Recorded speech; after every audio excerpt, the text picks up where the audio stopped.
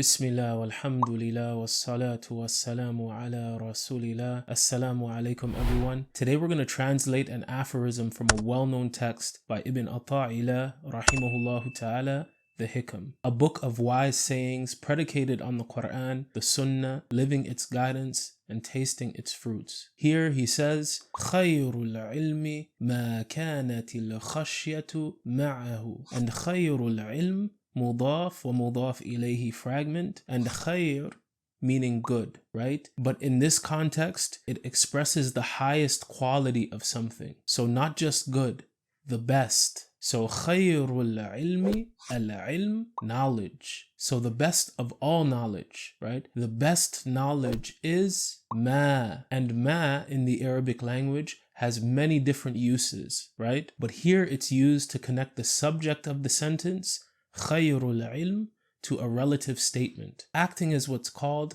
an ism mawsul. So the best knowledge is the one that, or that which, kanat. And kanat is the feminine form of the verb kana, to be, right? In the past tense, was. And it contains the pronoun hiya, meaning she or it. And the reason why it's feminine is because the word after it is feminine grammatically. It has a ta marbuta at the end, which is an easy way to tell if a word is feminine or not. And so the word khashya, which comes after, will take the place of this pronoun and play an active role in this verb. And khashya is fear, a fear that stems from high regard, right? Reverence, veneration, appreciation. So a literal translation, the best of knowledge is that which fear was ma'ahu. So there's two words here.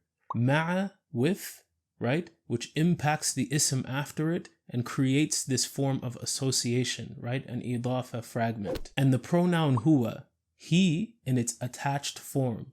Just who, right?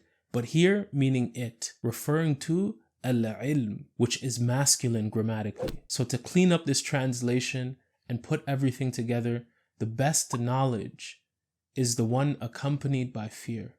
Khashya. So in translating this, we've learned some new vocabulary and some basic concepts, but also a very important reminder that we can all benefit from. What I found with myself is that it's easy to get so caught up on what books to study, what institute to attend, what programs to join. And it's not to say that these things aren't important to consider, right? But a lot of times, it's just a way for our ego to sidestep and kind of avoid striving to act on what we already know. And, really putting in the work to become a better version of ourselves, acting on what is essential to our salvation and success in the dunya and the akhirah, right? So we preoccupy ourselves with all sorts of secondary, detailed, intricate matters that we consider to be knowledge. And that can easily lead us to lose focus, corrupt good intentions, and just amassing information that will only end up testifying against us as opposed to on our behalf. And Ibn Ata'illah rahimahullah ta'ala, an alim in the true sense of the word, right?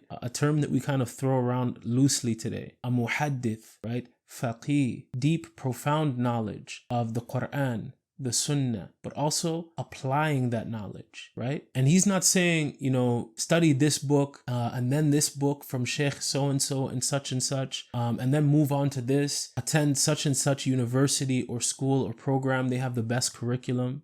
No, right? And again, it's not that these aren't things to consider, but he calls our attention to the utmost priority in seeking knowledge, that which humbles us before Allah, that which is accompanied by khashya. And this isn't a fear that's coupled with despair, right?